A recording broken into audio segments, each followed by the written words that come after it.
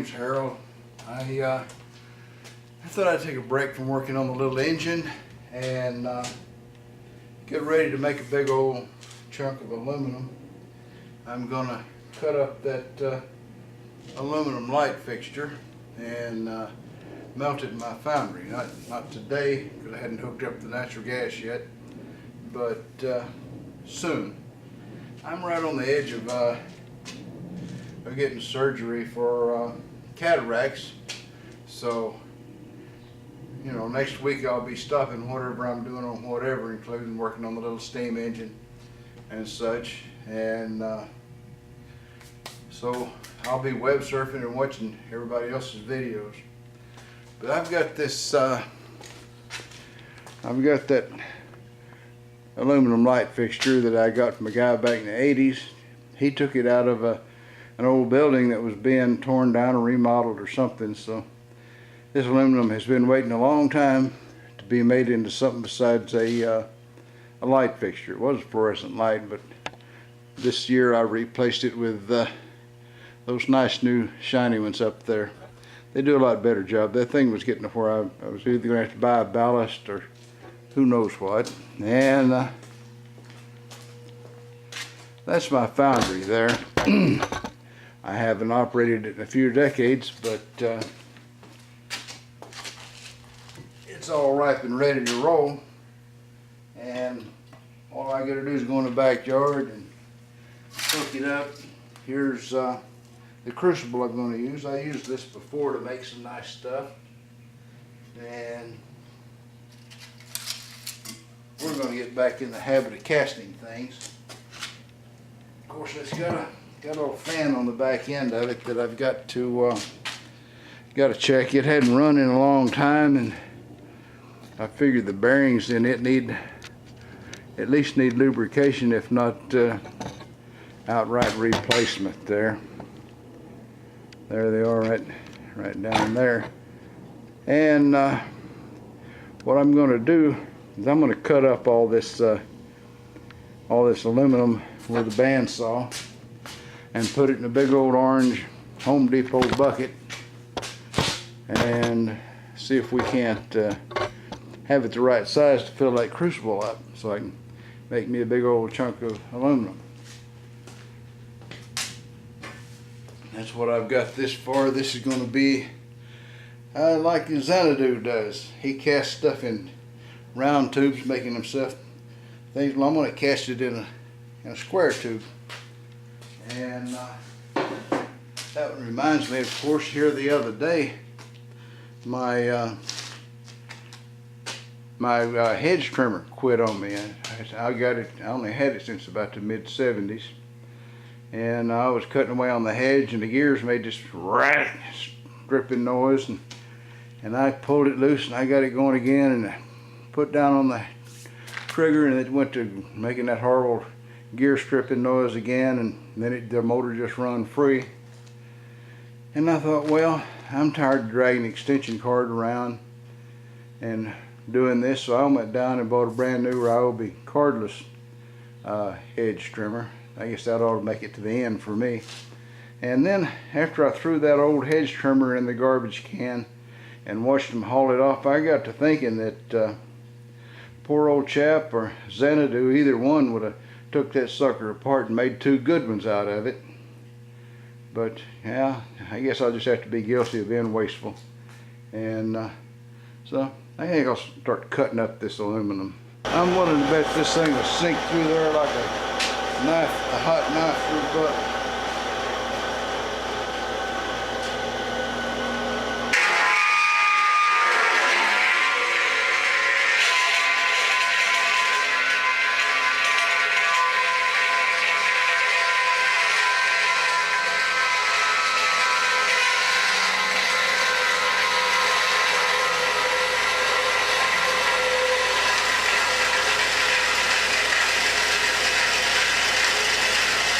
That's cutting off. I need to get that crucible and see just how big a pieces I can actually fit in it.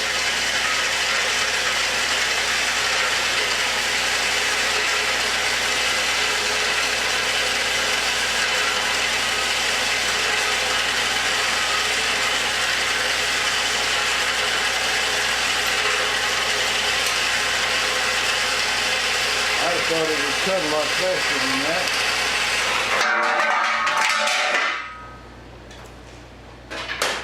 Well, there's one end of it.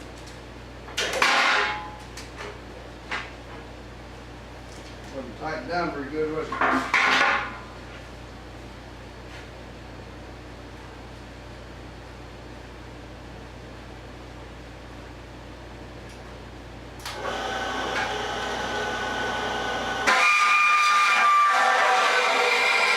This is going to be just rinse and repeat.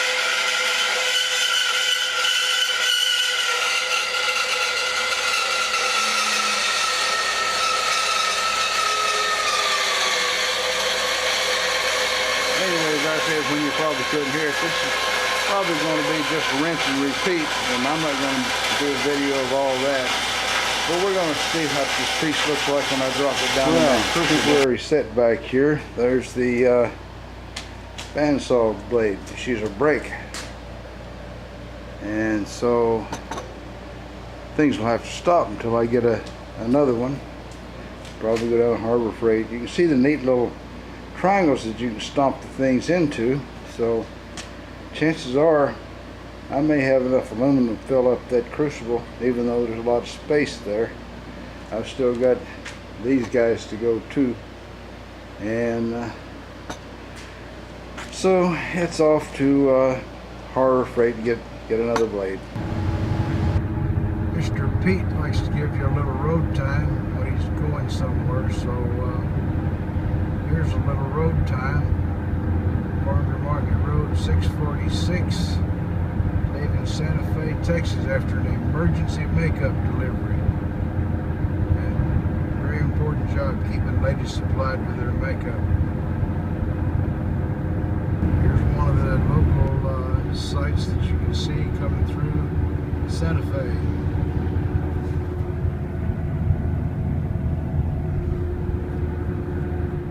Well, there's a bucket with all the aluminum pieces that used to be that light fixture. And pieces like that are all full up in the crucible, so maybe that will do the job. I got a little story for you now that all this stuff's over. Young guys, most of us start out in life not necessarily knowing how to get along with ladies, and so through trial and error, mostly error, we tend to learn how.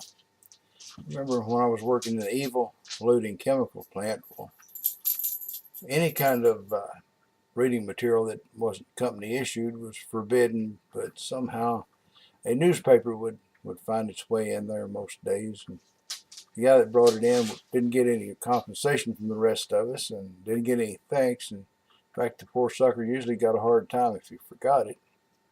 But anyway, one Sunday morning, I'm at work in the evil polluting chemical plant, and so I sat down and there was a newspaper. You know, when I took my first break, there was a newspaper there in the break room, and there was the Sunday Funnies, and so I picked it up, you know, and I whipped it open, and Mr. D was sitting there beside me, and I got this terrible odors, just as if Mr. D had dropped a really green floater on me, you know what I mean, and not realizing what was in store for me in future years, I was of course indignant, slapped that paper shut, and Mr. D, I told him, that's a heck of a thing to do to a guy right here in the middle. Can you go outside and do that? And I got up and walked down to the other end of the room, opened the funny paper back up, and whew, there's that terrible gas smell again.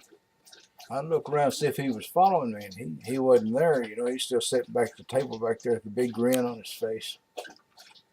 So I went back over there. I knew something was up. I was had somewhere or another. And come to find out, he had a tiny little bottle about like that full of mercaptan. I didn't say mercaptan on it. It said Morning Breeze, but it was mercaptan. That's the stuff you put in natural gas, you know, to stink it up so people will know when there's a gas leak. And it just, you know, a little drop can do thousands of cubic feet of gas. And there was just a whole little bottle of it. And being a dumb kid and all, I said, well, let me borrow that after work. So he let me take it home. I got home, the wife's laying on the couch, you know, holding the cat. And I sat down at her feet and I thought, well, I wonder how I'm going to do this.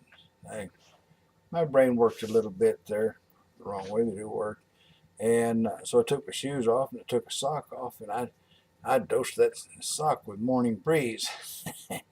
And so then I walked down to the other end of the couch and gave her a little kiss on the cheek there, make sure she wasn't asleep.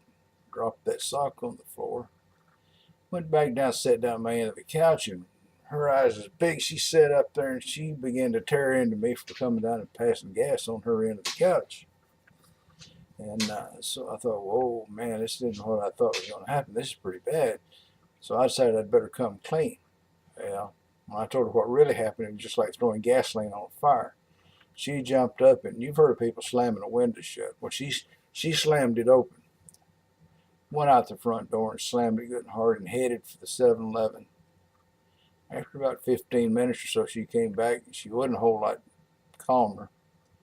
And she let me know that if if I ever brought anything like that home, I was going to have my anatomy rearranged, and I could go out there and I could tell Mr. D she's going to come out and kick his butt if he gave me anything like that ever again. So you might say I learned my lesson there. Sorry it wasn't a better story, but old guys sometimes have a bad day. Uh, anyway, appreciate you watching, and click like if you feel like liking it, and leave a comment. I like comments. Anyway, thanks for watching.